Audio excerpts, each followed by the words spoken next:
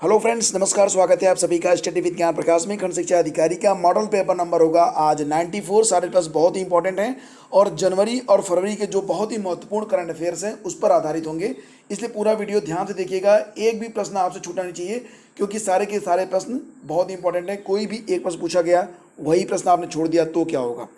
तो फ्रेंड्स, चलिए शुरू करते हैं आज के इस वीडियो लेक्चर को। लेकिन उसके पहले अगर आप टेलीग्राम यूज़ करते हैं तो हमसे भी कनेक्ट हो जाइए। स्टडी विद ज्ञान प्रकाश लिखकर आपको सर्च करना है, देन आफ्टर आपको एक चैनल मिल जाएगा जहां पर जाकर आपको सिर्फ ज्वाइन का बटन दबाना है और इस चैनल पर आपको सारी पीडीएफ और स्टडी मटेरियल के साथ साथ बहुत सारी इंपॉर्टेंट न्यूज़ भी शेयर की जाती है। तो चलिए शुरू करते हैं। क्वेश्चन नंबर 1 बात करेंगे प्रधानमंत्री किसान संपदा योजना के बारे में। 2 पॉइंट दिए गए हैं और आपको बताना है कि इसमें कौन कौन से पॉइंट सही हैं। प्रधानमंत्री किसान संपदा योजना PMKSY, यह एक केंद्रीय क्षेत्र योजना है, तो ये बिल्कुल सही है। और यह योजना खाद्य प्रसंस्करण उद्योग मंत्रालय यानी कि ministry of food processing industry द्वारा लागू है। तो यहाँ पर पहला कथन और दूसरा कथन दोनों सही हैं, यानी कि हम विकल्प सी को आंसर करेंगे। और ये भी याद रखना कि प्रधानमंत्री किसान संपदा योजना यानी कि PMKSY के तहत कुल कितने प्रोजेक्ट स्टार्ट किए गए थे, तो कुल 32 प्रोजेक्ट इसमें शुरू किए गए थे। ठीक है, ये भी कभी भी पूछा जाता है कि प्रधानमंत्री किसान संपदा योजना के तहत कितने परियोजनाएं हैं, कितनी परियोजनाएं हैं, तो सही जवाब इसका होगा 32। ईज 3.0 एजेंडा ये किससे संबंधित है? बैंकिंग सुधार, कृषि ऋणों का विस्तार, कृषि के लिए तकनीकी मिशन या फिर बीमा क्षेत्र। और सही जवाब होगा, भारत के वित्त मंत्री ने बैंकिंग सुधारों के लिए ईज 3.0 एजेंडा जारी किया था, तो ऑप्शन ए इसका सही जवाब होगा। और ईज 3.0 ये जो सार्वजनिक क्षेत्र के बैंक हैं उनमें सुधार के लिए लागू किया गया है। ईज 3.0 बैंकिंग सुधार के लिए, ऑप्शन ए। प्रधानमंत्री बुंदेलखंड एक्सप्रेस वे कहाँ कहाँ से गुजर रहा है? तो जैसा कि आप लोग जानते हैं कि 29 फरवरी को इसका उद्घाटन किया गया था, 29 फरवरी 2020 को। और ये जो प्रोजेक्ट है इसके बारे में बात करें तो ये देखिए यहाँ पर शुरू हो रहा है, कहाँ से? चित्रकूट से शुरू हो रहा है फ्रेंड्स। और ये अंततः यहाँ पर चित्रकूट है और ये आकर अंततः कहाँ मिल रहा है? तो ये जो है पूर्वांचल एक्सप्रेसवे से होते हुए आगरा लखनऊ जो एक्सप्रेसवे है उस पर आकर यहाँ पर आकर मैच होता है, यहाँ पर आके मिलता है। तो इसकी कुल लंबाई है 297 किलोमीटर। चित्रकूट से शुरू होगा और ये बांदा, महोबा, हमीरपुर, जालौन होते हुए इटावा के कुदरौल गांव के पास लखनऊ आगरा एक्सप्रेसवे में जाकर मिल जाता है। तो ये यहाँ पर आप देख रहे हैं कि कहाँ पर मिल रहा है? लखनऊ आगरा एक्सप्रेसवे में। और इसकी कुल लंबाई कितनी है, अगर ये सवाल होगा तो इसका सही जवाब होगा 297 किलोमीटर। और ये कहाँ कहाँ से होकर गुजर रहा है? तो ये झांसी, चित्रकूट, औरैया और जालौन से होकर गुजर रहा है। तो पहला छोड़ दीजिए आगरा, तो 2, 3, 4, 5 यानी कि विकल्प बी को हम आंसर करेंगे। ठीक है, तो ये तस्वीर है। इसके बाद आगे बढ़ेंगे हम। विश्व वायु गुणवत्ता रिपोर्ट 2019 के अनुसार कौन सा देश PM 2.5 के लिए सबसे प्रदूषित देश के रूप में उभरा है? ठीक है, तो PM 2.5 के बारे में बात कर लेते हैं। PM 2.5 में नाइट्रेट होता है, इसके अलावा सल्फेट होता है और ब्लैक कार्बन होते हैं। ठीक है, तो ये पार्टिकल्स होते हैं जिसको हम कहते हैं PM 2.5। और इन पार्टिकल्स के आधार पर अगर देखा जाए तो सबसे अधिक प्रदूषित है बांग्लादेश। बांग्लादेश के बाद दूसरा स्थान आता है पाकिस्तान का, दूसरे स्थान पर। और अगर हम बात करें अपने भारत के बारे में तो इंडिया का स्थान इसमें 5वां, यानी कि स्थिति बहुत अच्छी नहीं है। तो विश्व वायु गुणवत्ता रिपोर्ट ये जारी कौन करता है? तो 2 संस्थाएं हैं जो मिलकर विश्व वायु गुणवत्ता रिपोर्ट को जारी करती हैं। तो इसमें एक है आपका IQ एयर ग्रुप और दूसरी संस्था है ग्रीन पीस। दोनों मिलकर इसे जारी करते हैं, तो ये जरूर याद रखना आप। ठीक है, और PM 2.5 के आधार पर सबसे अधिक प्रदूषित है बांग्लादेश, दूसरे स्थान पर है पाकिस्तान, देन आफ्टर अन्य देश हैं और उसके बाद 5वें स्थान पर आता है भारत। तो भारत की जो रैंकिंग है ये भी आपको पता होनी चाहिए।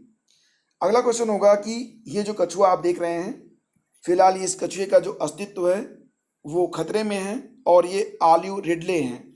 इस कछुए का नाम क्या है? Olive Ridley. तो 2 विकल्प दिए गए हैं, दोनों पर विचार करते हैं। ऑलिव रिडले कछुए केवल भारतीय महासागरों में पाए जाते हैं। क्या यह स्टेटमेंट सही है?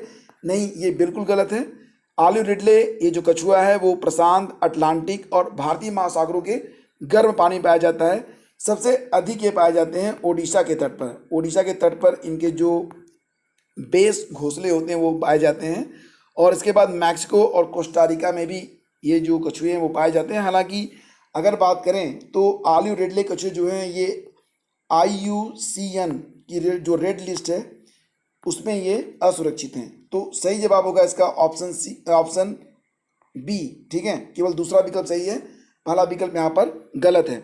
बात करते हैं IUCN रेड लिस्ट के बारे में। तो इसका फुल फॉर्म होगा the international union for conservation of nature red list. International union for conservation of nature red list. और इसका जो हेड क्वार्टर है वो कहाँ पर है, तो ये यूनाइटेड किंगडम में इसका हेड क्वार्टर है। इसकी स्थापना कब हुई थी, 1964 में। तो इतने पॉइंट सबको पता होना चाहिए। जनवरी 2020 में जारी स्थिरता सूचकांक में भारत का स्थान क्या है।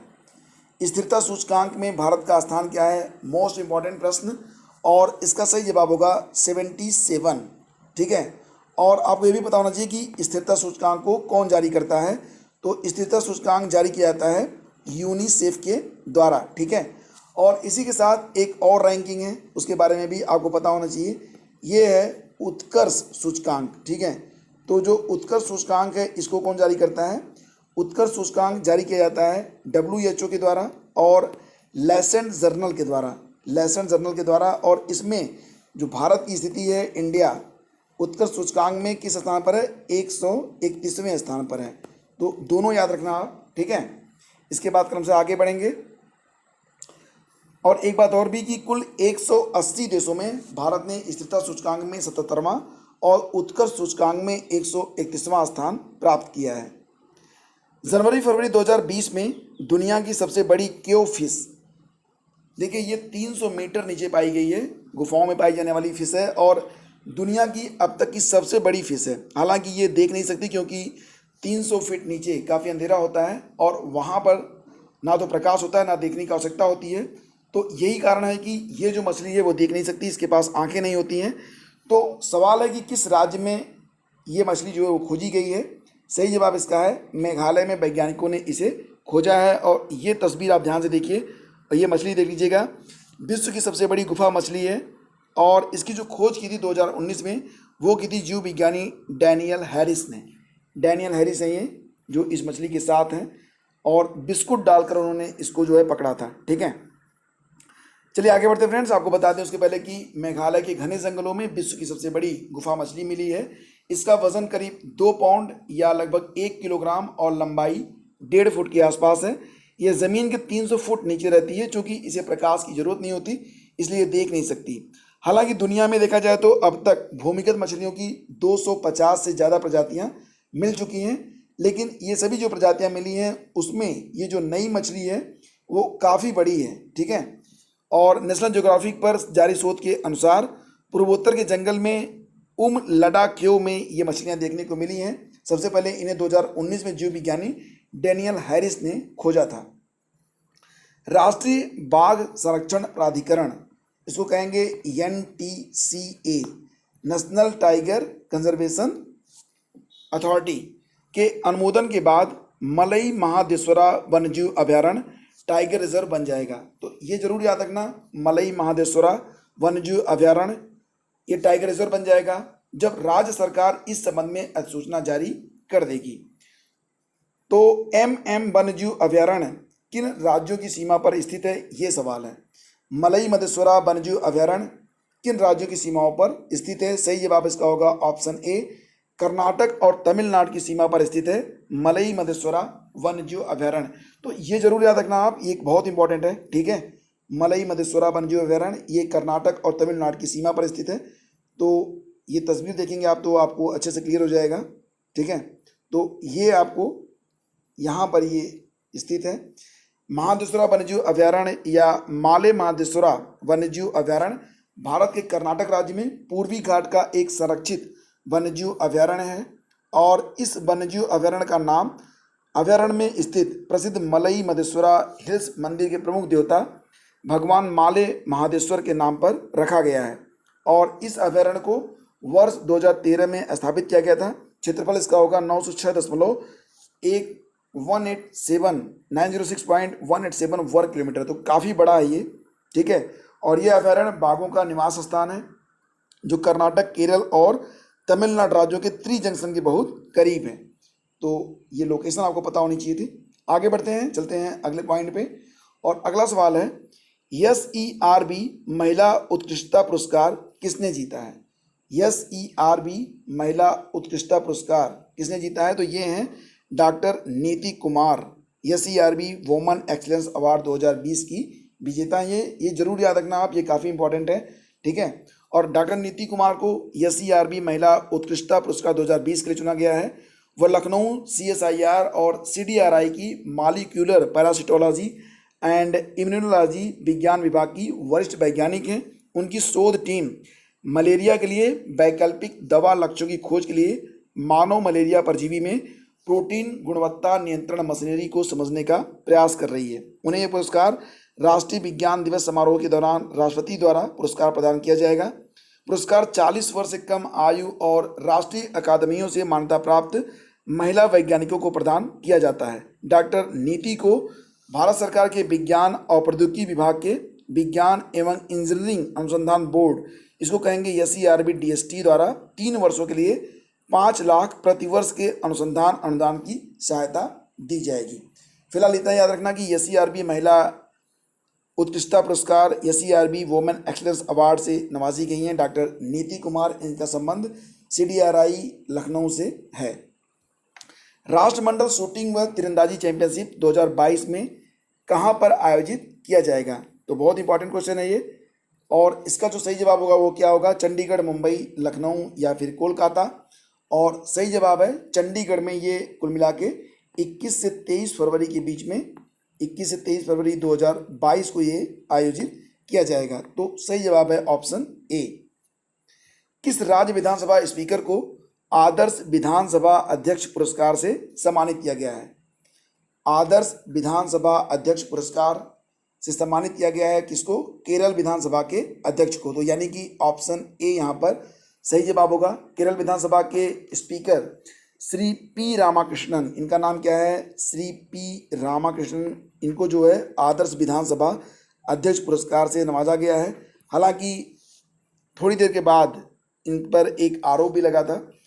ये जो आप देख रहे हैं ये ऐनक, इसकी कीमत 50,000 रुपये है और इसकी वजह से ये चर्चा में रहे थे, जिसको इन्होंने सरकारी खर्च में लिया गया बताया था। और उसमें ये खबर आई थी कि केरल विधानसभा अध्यक्ष ने सरकारी पैसे से खरीदा 50,000 का चश्मा। 34वां कांस ओपन चेस टूर्नामेंट किसने जीता है? 34वां कांस ओपन चेस टूर्नामेंट किसने जीता है? तो ये जीते हैं डी गुकेश हैं ये, और ये इनका जो संबंध है वो तमिलनाडु से है, ठीक है। तो ये जरूर याद रखना आप, डी गुकेश, इन्होंने 34वां कांस ओपन जीता है। अब यहाँ पर आपको जो कथन गलत है वो आपको पहचानना है। अंतर्राष्ट्रीय मातृभाषा दिवस, ये IMLD एक विश्वव्यापी वार्षिक घटना है। अंतर्राष्ट्रीय मातृभाषा दिवस का आयोजन प्रतिवर्ष 21 फरवरी को किया जाता है। तो ये तो बिल्कुल सही है। और अंतर्राष्ट्रीय मातृभाषा दिवस का विचार बांग्लादेश की पहल है। 2008 में UNGA, United nation general assembly द्वारा भाषाओं का अंतर्राष्ट्रीय वर्ष घोषित हुआ था। तो तीनों विकल्प सही हैं, यानी कि ऑप्शन 4 यहाँ पर सही जवाब होगा। और इसी के साथ आपको ये भी बता दें कि वर्ष 2020 में 75वीं जो महासभा है उसके जो अध्यक्ष हैं उनका नाम भी आपको पता होना चाहिए, और ये हैं वोल्कन बोजकिर, ठीक है। तो ये जरूर याद रखना आप, वोल्कन बोजकिर, ये जो है 75वीं जो महासभा है उसके अध्यक्ष हैं, और इनका संबंध कहाँ से है? टर्की के राजदूत है ये। इसके बाद आगे बढ़ेंगे। अटल इनोवेशन मिशन को कैबिनेट समिति की मंजूरी कब मिली थी? अटल इनोवेशन मिशन, तो आप जानते होंगे कि अटल इनोवेशन मिशन जो है यह नीति आयोग की एक पहल है। नीति आयोग जिसकी स्थापना हुई थी 1 जनवरी 2015 को, नीति आयोग। और इसी के साथ आपको ये भी बता दें कि नवाचार और उद्यमिता को बढ़ावा देना ही अटल इनोवेशन मिशन का उद्देश्य है। और कैबिनेट समिति की जो मंजूरी मिली थी वो मिली थी 2016 में, ठीक है। 24 फरवरी 2016 को कैबिनेट ने अटल इनोवेशन मिशन को मंजूरी दी थी। हेरत महोत्सव ये कहाँ पर मनाया जाता है? तो फ्रेंड्स, आपने महाशिवरात्रि का जो त्यौहार है होता है उसको उसके बारे में आपने सुना होगा।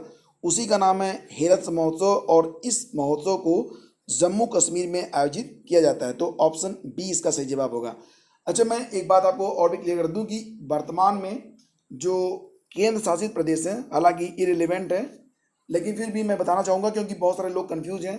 तो यहाँ पर जो केंद्र शासित प्रदेश हैं उनकी संख्या पहले 9 थी, जब जम्मू कश्मीर और लद्दाख अलग अलग बने थे यूनियन टेरिटरी, लेकिन अब 8 हो गई है। दमन और दीव और दादरा नगर हवेली को अब मर्ज कर दिया गया है, तो अब 8 हो गई है, यानी कि कुल मिला के 29 राज्य हैं और 8 यूनियन टेरिटरीज हैं। ठीक है, तो ये आप याद रखना बिल्कुल। वैश्विक स्वास्थ्य सुरक्षा सूचकांक कौन सी संस्था जारी करती है? वैश्विक स्वास्थ्य सुरक्षा सूचकांक कौन सी संस्था जारी करती है? तो इसे जारी करती है न्यूक्लियर थ्रेट इनिशिएटिव यानी कि NTI, job Hopkins university centre for health security और इकोनॉमिस्ट इंटेलिजेंस यूनिट यानी कि ईआईयू। तो तीनों संस्थाएं मिलकर वैश्विक स्वास्थ्य सुरक्षा सूचकांक को जारी करती हैं। तो सही जवाब इसका होगा ऑल ऑफ एबव।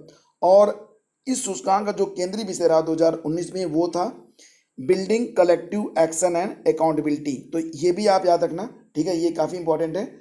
और इसी के साथ आपको ये भी बता दें कि वैश्विक स्वास्थ्य सुरक्षा सूचकांक में जो भारत की स्थिति रही थी, कुल 195 देशों में भारत स्टैंड करता है 57वें स्थान पर। जो पहली पोजीशन है, फर्स्ट पोजीशन पर अमेरिका आता है, यूएसए, उसके बाद ब्रिटेन, उसके बाद नीदरलैंड। ठीक है, तो ये टॉप 3 में आते हैं, यूएसए, ब्रिटेन और नीदरलैंड। भारत की स्थिति है 57, कुल 195 देशों पर यह सूचकांक अक्टूबर 2019 में जारी किया गया था। और तब कोविड-19 नाम की कोई चिड़िया इस दुनिया में शायद नहीं थी। राष्ट्रीय जैविक खाद्य महोत्सव का आयोजन कहाँ पर किया गया? और सही जवाब इसका होगा नई दिल्ली में किया गया था। राष्ट्रीय जैविक खाद्य महोत्सव का आयोजन कहाँ पर हुआ था? नई दिल्ली में। कब हुआ था? 21 फरवरी को। और इसका उद्घाटन किया था केंद्रीय खाद्य प्रसंस्करण उद्योग मंत्री ने। और केंद्रीय खाद्य प्रसंस्करण उद्योग मंत्री कौन है? हरसिमरत कौर बादल। थाई मांगुर मछली के प्रजनन केंद्रों को नष्ट करने का निर्णय लिया गया है किस राज्य के द्वारा? तो ये जो थाई मांगुर मछली है आप देख रहे हैं, तो ये बहुत ही गंदे पानी में भी, जहाँ पर कोई अन्य फिश जो होती है सर्वाइव नहीं कर पाती है, वहाँ पर भी ये सर्वाइव कर जाती है और ये मानव मांस को भी खा जाती है। तो इसके अंदर कुछ ऐसे तत्व पाए जाते हैं जो कि मानव शरीर में जाने के बाद नुकसान पहुंचाते हैं। हालांकि ये 2-2.5 महीने में ही काफ़ी बड़े हो जाते हैं, फिर भी इनको जो है बैन कर दिया गया था केरल में 1998 से, और पूरे भारत में वर्ष 2000 से ही बैन है। लेकिन उसके बावजूद ये धड़ल्ले से बिक रही है। फिलहाल महाराष्ट्र में इसके जो प्रजनन केंद्र हैं उनको नष्ट करने का आदेश दिया गया, और इनको जो किसान पाले हैं और इनके प्रजनन केंद्र को जब नष्ट किया जाएगा तो उसका खर्च उन्हीं किसानों से लिया जाएगा। तो सही जवाब इसका बनता है ऑप्शन सी, यानी कि महाराष्ट्र। विश्व सामाजिक न्याय दिवस 2020 की थीम क्या है? तो विश्व सामाजिक न्याय दिवस जो कि प्रतिवर्ष 20 फरवरी को मनाया जाता है, और इसकी जो थीम रही है 2020 की वो है closing the inequalities gap to achieve social justice. Closing the inequalities gap to achieve social justice. देखिए, जो थीम आपको याद नहीं होती है उसको एक पन्ने पर लिखकर अपने सामने आप लोग चिपका लिया करें, तो बार बार नजर आपकी पड़ेगी तो आपको याद हो जाएंगे fact. ESPN female sport person of the year award 2020 किसने जीता? सही जवाब इसका होगा ऑप्शन बी, ये अवार्ड जीता है PV सिंधु ने। तो ये जरूर याद रखना आप, ठीक है। और फ्रेंड्स, इसी के साथ कुछ और भी इंपॉर्टेंट फैक्ट हैं जो आपको बिल्कुल पता होने चाहिए। जैसे कि पहला भारत बंगला पर्यटन उत्सव का आयोजन कहाँ पर किया गया? तो पहला भारत बंगला पर्यटन उत्सव का आयोजन हुआ था त्रिपुरा में। चित्र भारती फिल्म महोत्सव का तीसरा संस्करण का आयोजन किया गया था कहाँ पर? अहमदाबाद में। अटल किसान मजदूर कैंटीन की स्थापना की गई है जहाँ पर बहुत रियायती दाम में भोजन दिया जाएगा मजदूरों और गरीबों को। तो अटल किसान मजदूर कैंटीन ये शुरू की गई है हरियाणा में। प्रकृति रैंकिंग सूचकांक 2020 में CSIR पहले स्थान पर है, ये भी याद रखना। प्रकृति रैंकिंग सूचकांक 2020 में CSIR पहले स्थान पर है। अब यहाँ पर एक फैक्ट और भी है जो काफ़ी इंपॉर्टेंट है। दुनिया में सबसे अधिक बोले जाने वाली जो भाषा है वो है अंग्रेजी। दूसरे स्थान पर जो भाषा बोली जाती है वो है मंदारिन। ये आप बिल्कुल याद रखना, मंदारिन दूसरे स्थान पर है जो सबसे अधिक बोली जाने वाली भाषा है, और हिंदी जो है ये तीसरे स्थान पर है। यानी कि हिंदी का भी प्रसार अब काफ़ी अधिक हो गया है। लेकिन फिर भी कमाल की बात यह है कि उत्तर प्रदेश, जहाँ अधिकांश लोग या मैक्सिमम 100% लोग हिंदी भाषी ही हैं, वहाँ पर हिंदी के जो बच्चे होते हैं वो फेल हो जाते हैं। तो ये भी एक बहुत ही कमाल की बात है। फिलहाल फ्रेंड्स, ये था आज का सारा आपका मॉक टेस्ट। एक प्रश्न है आप सभी लोगों से, बताइए कि एशियन फुटबॉल कन्फेडरेशन महिला एशियाई कप 2022 की मेज़बानी कौन सा देश करेगा? भारत, बांग्लादेश, श्रीलंका या फिर चीन? और ये सवाल आप लोगों के लिए है, नीचे कमेंट करिए, बताइए। और फ्रेंड्स, अगर वीडियो आपको पसंद आता है तो आप इसे लाइक और शेयर जरूर कर दिया करें, ठीक है। और कम से कम आप लोग हमारे टेलीग्राम चैनल से तो जुड़ ही जाइए, जहाँ पर आपको बहुत सारी इंपॉर्टेंट चीज़ें शेयर की जाती हैं, ठीक है। Thank you so much for watching. Video को लाइक और शेयर कर दीजिएगा। बहुत बहुत धन्यवाद।